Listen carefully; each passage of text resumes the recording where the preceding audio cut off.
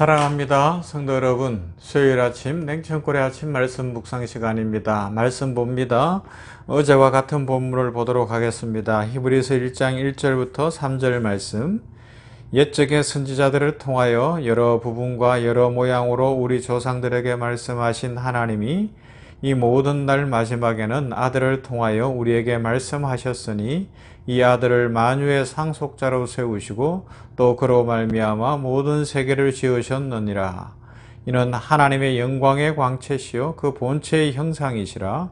그의 능력의 말씀으로 만물을 붙드시며 죄를 정결하게 하는 일을 하시고 높은 곳에 계신 지극히 크신 이의 우편에 앉으셨느니라. 아멘. 지금 우리가 히브리서를 시작하고서 마치 오늘 성도들 중에 믿음에도 불구하고 고난 가운데 있는 사람들처럼 당시 초대교회 상황 속에서 자기들이 따르던 구약적 세계관을 버리고 예수 그리스도를 따르고 히브리 그리스도인들이 되었는데도 불구하고 고난과 어려움 속에 있는 성도들을 향하여서 참 신앙이 무엇이고 예수님이 누구신지, 그리고 진짜 예수님 믿는 것이 무엇인지를 히브리서는 시작부터 알려주고 있습니다. 지난주일에 나누었던 말씀처럼 광야길의 의미가 뭐냐라는 거예요. 이 땅에서의 삶의 내용이 무엇이냐. 예수님을 믿었는데 당장 눈앞에 내가 원하는 대로 안 이루어지는 것 같은데, 그러나 그렇다고 하나님이 안 계시냐? 아니다라는 것입니다. 예수님이 십자가를 괜히 지셨느냐? 아니라는 것입니다. 예수님의 십자가만이 구원의 길이고 예수님의 십자가만이 소망의 길이고 예수님의 십자가를 통하여 놀라운 역사가 일어났다라는 것을 알려주고 있습니다. 자, 보십시다. 우리는 은혜로 구원을 받았어요. 어떻게 해요? 성육신하신 예수 그리스도, 하나님 보좌 우편에 앉으신 예수 그리스도, 하나님이 이 아들을 만유의 상속자로 세우시고 그로 말미암아 세계를 지으신 그 예수 그리스도 안에서 우리는 은혜로 구원을 받았습니다. 그래서 은혜로 삽니다. 이 광야길을 걸어갑니다. 그런데 이 광야길을 걸어가다 보면 자꾸만 은혜와 믿음의 삶을 살고 말씀과 사랑으로 인생을 해석하고 다른 사람을 판단하기보다 우리는 율법주의적으로 판단하고 생각할 때가 참 많습니다. 쉽게 이야기하면 윤리 도덕적인 수준에 머물 때가 많은 것을 발견합니다. 저 스스로에게서도 발견되어지고, 그렇게 생각하다 보니까 현실의 고난과 현실의 재앙과 현실의 어떤 천재지변과 악인들의 득세와 또 아무 잘못도 없는 사람들의 희생이 이해가 안 되어지니까 결국은 이 윤리 도덕 내지는 율법주의적으로 말을 하고 행동하고 생각하고 할 때가 있어요. 예를 들어 볼까요? 이런 거죠. 저 사람은 예수 안 믿어서 지옥 간다. 나는 믿었으니 천국 간다. 틀리지 않지만 이렇게 판단하고 살기에는 참 너무 예수 믿은 것이 가난한 것이 되어버릴 수 있어요. 조금 더 들어가면 저 사람은 잘못했어. 벌 받아야 돼. 쟤는 거짓말했고 나는 거짓말 안 했어. 나는 그래도 이번 주에 교회도 갔는데 쟤는 교회 안 다니잖아.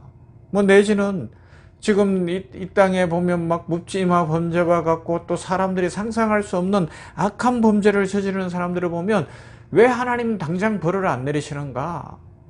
그리고 또 내 마음에 안 들고 내 윤리 도덕적 어떤 기준과 잣대에 맞지 않으면 하나님이 당장 천벌을 내리시고 하나님이 뭐 어떻게 하고 막 이랬으면 좋겠다고 마음에서부터 막 분노가 나오기도 하고 입으로 저주가 나오는 그런 경우들이 있어요. 그죠? 그렇게 하는데 이게 뭐냐? 내가 은혜의 기준에 서 있지 않고 일단 나를 돌아보면 내가 율법의 기준으로 자꾸만 세상을 판단하고 있다는 거예요. 윤리 도덕으로 세상을 판단하기 때문에 이런 현상들이 벌어지는 거예요.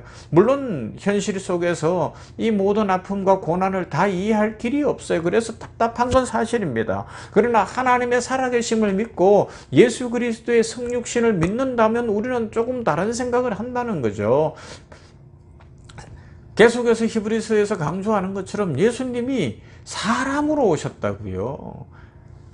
무한히 유한 속으로 들어오셨고 사람으로 오셔서 사람처럼 사실 뿐만 아니라 핍박받으시고 무시당하시고 고난당하시고 죽기까지 하셨는데, 이 비밀을 아는 사람이라면 세상의 이 현상과 현실과 내 마음에 안 드는 사람과 아니면 내가 싫은 사람들을 향하여 윤리 도덕과 율법주의적으로 저주하거나 공격하지는 않을 거다라는 겁니다. 그러면 세상과 다를 바가 뭐예요? 자, 한번 생각해 보십시다. 우리는 하나님의 은혜와 그 축복의 크기를 아는 사람들이고, 그래서 하나님 앞에 자랑할 것이라고는 뭐라고요?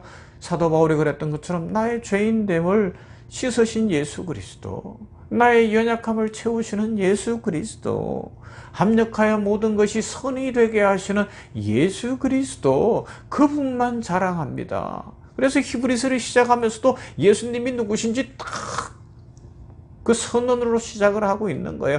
천사 부러워하지 말아라. 그렇게 이야기하고 있는 거예요. 여러분들이 현실이 어렵다고 해서 상상하는 그런 정도의 수준이 아니라 하나님께서 이루신 구원, 예수님이 이루신 구원은 상상할 수 없이 놀라운 것이고 복된 것이다 말씀하고 있습니다. 로마서 3장 19절부터 보면 이런 말씀이 나와요. 우리가 알거니와 무릇 율법이 말하는 바는 율법 아래에 있는 자들에게 말하는 것이니, 이는 모든 입을 막고 온 세상으로 하나님의 심판 아래에 있게 하려 함이라. 그러므로 율법의 행위로 그의 앞에 의롭다 하심을 얻을 육체가 없나니 율법으로는 죄를 깨달음이니라. 이제는 율법 외에 하나님의 한 의가 나타났으니 율법과 선지자들에게 증거를 받은 것이니라. 율법 외에 한 의, 선지자들과 율법으로 증거를 받은 예수 그리스도, 구약에 약속된 메시아가 오셨고 성육신 하셨다는 겁니다. 이어지는 22절 이후에 곧 예수 그리스도를 믿음으로 말미암아 모든 믿는 자에게 미치는 하나님의 의인이 차별이 없느니라. 모든 사람이 죄를 범하였음에 하나님의 영광에 이르지 못하더니 그리스도 예수 안에 있는 속량으로 말미암아 하나님의 은혜로 값없이 의롭다 하심을 얻은 자 되었느니라. 아멘. 그렇기 때문에 구원이란 죄를 안 짓게 되는 일에 불과한 정도의 수준이 아니라 더 큰 영광으로 가는 길이라는 것입니다. 죄란 단지 도덕적 차원에 관한 문제나 옳고 그름을 가려내는 정도, 쟤는 지옥 가고 나는 천국 가고, 쟤는 저러니까 아주 그냥 천벌을 받아야 된다고 그렇게 욕설을 퍼부을 수 있는 그런 정도가 아니라, 우리는 영광에 관한 문제가 구원이라는 것을 기억해야 한다는 것입니다. 죄는 영광에 미치지 못하는 것이요, 영광을 비껴간 것이요, 영광을 왜곡한 것입니다. 우리는 율법으로 이것은 틀린 거야, 저것은 틀린 거야 는 배웠지만 율법은 우리를 영광으로 이끌지는 못하고 있어요. 그러나 예수가 오심으로써 우리에게 영광이 허락되어서 비로소 영광을 보게 되었고 알게 되었고, 그 예수님을 따르는 길은 고난이 있는 것 같고 어려움이 있는 것 같으나 하나님의 영광을 위한 길이 되는 것이고 영광에서 영광으로 나아가는 길이 된다라고 말씀하고 있다는 것입니다.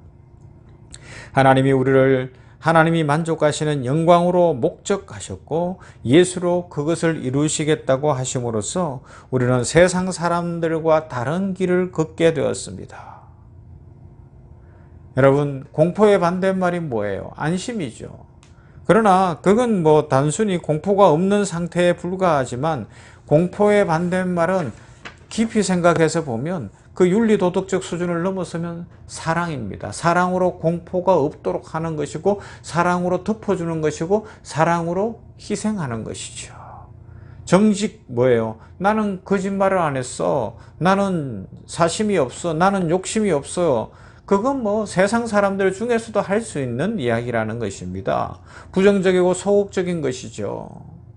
그러면요, 정직은 예수님을 믿었기 때문에 성육신 하신 예수 그리스도 안에서 하나님의 영광을 위하여 세상과 다르게 산다. 이게 정직이라고 지금 이야기하고 있는 겁니다. 성도들은 사는 삶의 내용이 다르고 목적이 다르고 가치관이 다르다라는 이야기를 하고 있죠. 여러분, 이 믿음의 비밀을 배워야 됩니다. 그래야 우리의 수준이 올라가고요. 우리의 신앙이 성숙할 수 있는 거예요. 로마서 12장 14절 이후 너희를 박해하는 자를 축복하라. 축복하고 저주하지 말라. 즐거워하는 자들과 함께 즐거워하고 우는 자들과 함께 울라. 서로 마음을 같이하여 높은 데 마음을 두지 말고 도리어 낮은 데 처하며 스스로 지혜 있는 체 하지 말라. 아무에게도 악을 악으로 갚지 말고 모든 사람 앞에서 선한 일을 도모하라. 할 수 있거든 너희로서는 모든 사람과 더불어 화목하라. 내 사랑하는 자들아 너희가 친히 원수를 갚지 말고 하나님의 진노하심에 맡기라.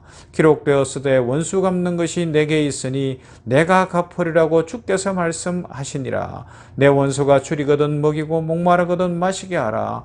그리함으로 내가 숯불을 그 머리에 쌓아 놓으리라. 악에게 지지 말고 선으로 악을 이기라. 여기까지 가는 거예요. 원수도 사랑하는 데까지. 예수님이 그렇게 사신 것처럼 여기에 믿음의 비밀이 있습니다. 우리는 다른 존재입니다. 하나님이 우리에게 다른 존재와 다른 내용으로 시간과 공간 속에 보내셨고 또 살게 하셨습니다. 예수님을 그렇게 성육신하게 하신 것처럼 말입니다. 그러므로 우리는 하나님의 영광을 위하여 오늘도 다 이해할 수 없으나 윤리 도덕적 수준, 율법적 수준의 잣대를 갖고 사는 것이 아니라 하나님의 영광을 위하여 사랑을 실천하고 정의를 실천하며 오늘도 믿음으로 세상을 품고 살아갈 수 있는 은혜가 있기를 주님의 이름으로 축원합니다. 사랑과 은혜가 풍성하신 하나님 감사합니다. 오늘 이렇게 수요일에 히브리서 말씀을 생각하면서 우리가 가진 윤리도덕적이고 율법적 잣대와 예수 그리스도 안에서 성육신 안에서 하나님이 우리에게 이루시려고 하는 그 영적인 목적, 하나님의 영광이 무엇인지를 생각해 하셨으니 감사합니다. 우리는 예수님을 만나 구원받아 새 생명 얻은 존재가 되었음에도 불구하고 여전히 윤리도덕적 잣대를 가지고서 쟤는 예수 안 믿어서 지옥 갈 거고 나는 천국 간다. 쟤는 저러니 벌 받을 것이고 저 악한 일을 한 자들은 자자손손 벌 받았으면 좋겠고 어땠으면 좋겠고 이런 윤리 도덕적으로만 생각하는 수준을 넘어서게 하여 주시옵시고 예수님이 성육신 하시어서 사람이 되시어서 끝까지 사랑하시고 정의와 공의를 자신의 희생으로 실현하신 것처럼 우리들 하나님의 영광이 무엇인지를 알고 오늘도 세상을 사랑할 수 있도록 도와주시옵시고 세상에 주 예수 그리스도를 전할 수 있도록 도우시며 희생하고 낮아지며 진정 예수님이 사랑하신 것처럼 하나님이 사랑하신 것처럼 세상을 사랑하고 품고 갈 수 있는 은혜를 허락하여 주시옵소서. 우리 병원교회를 축복하시고 교회를 세우신 하나님 가르치고 전파하고 치유하는 교회가 되게 하시되 성육신의 예수 그리스도를 잘 전하는 교회 되게 하여 주시옵시며 이 어렵고 힘든 시대 또 질병도 많고 어려움도 많은 시대에 병원교회 안에서 그 모든 인간의 문제를 넘어서는 자유와 희망의 삶 예수 그리스도를 전할 수 있는 복되고 아름다운 삶을 살아가는 우리 병원교회 되게 하시고 성도들 한 사람 한 사람 한 가정 한 가정에 복을 내려주시고 기도의 소원을 다 아시고 신음소리를 들으시고 형편을 보시는 하나님만 의뢰하게 하여 주시사 하나님을 찬송함이 넘치고 하나님을 기뻐함이 넘치는 우리 병원교회 되게 하여 주시옵소서. 예수님 이름으로 기도하옵나이다. 아멘. 찬송합니다. 86장 내가 늘 의지하는 예수.